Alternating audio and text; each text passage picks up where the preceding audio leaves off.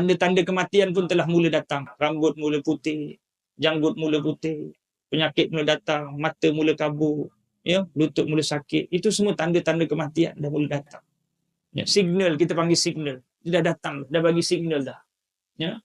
Tujuannya apa dia? Supaya kita sentiasa tingkatkan amal dan bekal. Mana dia? Bila datang korban, buat korban. Jangan sayang duit. Jadi sekalian, ya, harta ni ujian, tuan-tuan. Ya, segala dalam hidup ini di sekalian, masa yang kita dapat ini semua ujian. Masa ujian, tuan-tuan. Ya, orang yang dah mati, dia dah selesai. Masa yang Allah bagi tu dah selesai. Kita ni belum selesai.